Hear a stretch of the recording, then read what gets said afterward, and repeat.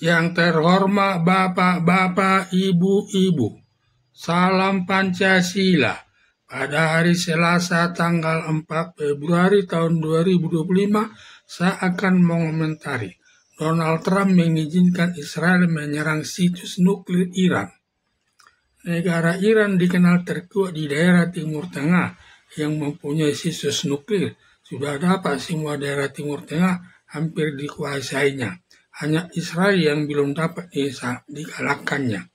Bila sampai bisa dikalahkan, berarti semua daerah Timur Tengah sudah dapat dikuasainya. Iran ini pada umumnya untuk melawan musuhnya tidak mau berhadapan sendiri atau berhadapan muka ke muka dengan menggunakan proksi-proksinya yang berdekatan dengan daerah yang diserangnya dengan memberi bantuan peralatan perang kepada proksinya untuk menghabisi lawan-lawannya. Proksi yang berada di bawah kendali negara Iran yaitu kelompok Hamas Palestina, pejuang Hizbullah Lebanon, dan Houthi dari Yaman. Ketika Iran akan menguasai Israel, telah menginstruksikan kelompok Hamas menyerang Israel tanggal 30 Oktober tahun 2023 yang menimbulkan korban masyarakat sipil Israel lebih 1.200 orang mati, meliputi anak bayi, orang tua, anak-anak, dan anak gadis setelah diperkosa lalu dibunuh dan menyandra warga sipil Israel lebih 200 orang yang disembunyikan di dalam terowongan jalur Gaza dan Rafah. Begitu biadabnya kelompok Hamas. Walaupun demikian, masyarakat Indonesia tidak ada yang mengutuk kelompok Hamas. Justru mantan Wakil Presiden Yusuf Kala bangga kelompok Hamas berhasil menyerang Israel. Selanjutnya, Iran ada dugaan meminta pejuang Hizbullah Lebanon menyerang Israel. Berkali-kali peluru kendali, tetapi pelurunya jatuh di luar daerah Israel untuk membantu kelompok Hamas menghabisi Israel. Demikian juga Houthi dari negara Yaman ikut menyerang Israel untuk membantu kelompok Hamas menyerang Israel. Melihat keadaan tersebut, Israel dikeroyok 3 negara, yaitu pertama kelompok Hamas dari Palestina, kedua pejuang Hizbullah dari Lebanon, dan ketiga Houthi dari Yaman.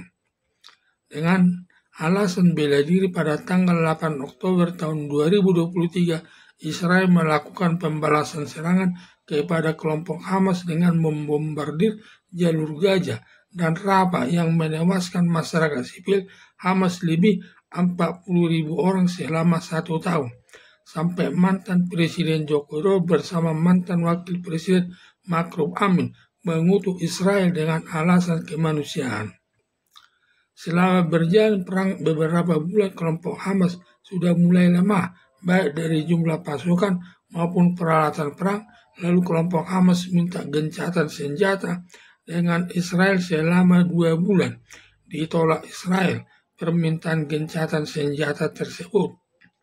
Hanya tipuan kelompok Hamas, karena bila sudah kembali kekuatannya baik dari jumlah pasukan dan peralatan perang, hasil bantuan dari Iran akan menyerang Israel kembali.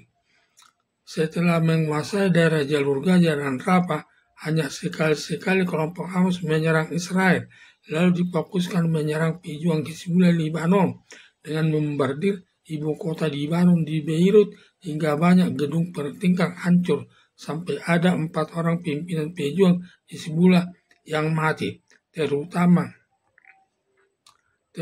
pimpinan pejuang Hizbullah Hasbullah Nasrallah mati, sampai pejuang Hizbullah Lebanon dan kelompok Hamas Palestina minta melakukan gencatan senjata selama 5 bulan atas permintaan Presiden Amerika Serikat Donald Trump. Selama gencatan senjata dilakukan, Israel tetap melakukan serangan kepada kelompok Hamas dengan alasan yang mulai melakukan pelanggaran gencatan senjata datang dari kelompok Hamas masing-masing, saling menuduh yang memulai pelanggaran gencatan senjata dari Israel atas tudingan kelompok Hamas. Sebaliknya, Israel menuduh pelanggaran gencatan senjata datang dari kelompok Hamas. Akibatnya perang berlanjut terus. antara Israel dan kelompok Hamas. Akibat perang tersebut, yang banyak korban dari masyarakat sipil Hamas Palestina sebagai warga Gaza sebanyak 2 juta orang. Karena kalau tidak direlokasi, dipindahkan ke negara lain, warga Gaza Palestina sebanyak 2 juta sudah bisa habis terkena peluru Israel atau hilang dari peta dunia. Untuk melindungi warga Gaza sebanyak 2 juta dari perang Israel dengan kelompok Hamas, lalu Presiden Amerika Serikat Donald Trump minta kepada negara Indonesia menerima 2 juta warga Gaza Palestina ke Indonesia dengan alasan Indonesia selalu membela Palestina dan selalu mengutuk Israel. Oleh mantan Presiden Joko Widodo bersama Wakil Presiden Ma'ruf Amin dengan alasan kemanusiaan. Demikian juga masyarakat Indonesia sering melakukan demo besar-besaran di lapangan Monas, Jakarta Pusat untuk membela Palestina. Demikian juga masyarakat selalu mencari sumbangan dari warga Indonesia untuk memberi bantuan kepada warga Gaza di Palestina. Sampai Rizik Syihab, pimpinan Forum Pembela Islam, minta kepada Presiden Prabowo Subianto agar mengirim relawan Indonesia dengan perlengkapan senjata kepada warga Gaza Palestina untuk menyerang Israel. Permintaan Presiden Amerika Serikat percobaan merelokasi atau memindahkan 2 juta warga Gaza Palestina ke Indonesia dapat diterima atau tidak. Ternyata Majelis Ulama Indonesia menolak warga Gaza sebanyak 2 juta orang direlokasi atau dipindahkan ke Indonesia dengan alasan belum tentu warga Gaza mau dipindahkan atau direlokasi ke Indonesia karena walaupun daerahnya dalam keadaan perang dengan Israel tetap lebih senang tinggal di Gaza, Palestina. Merelokasi atau memindahkan warga Gaza 2 juta ke Indonesia mirip dengan Palestina yang ditampung di Malaysia di salah satu bangunan sebagai tempat penampungan.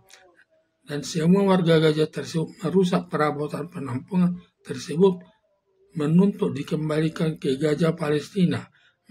Merelokasi atau memindahkan warga Gaza ke Indonesia sama juga mengusir warga Gaza dari jalur Gaza Palestina. Ada berpendapat lebih warga Gaza tetap tinggal di jalur Gaza sekaligus memperjuangkan kemerdekaannya. Karena kalau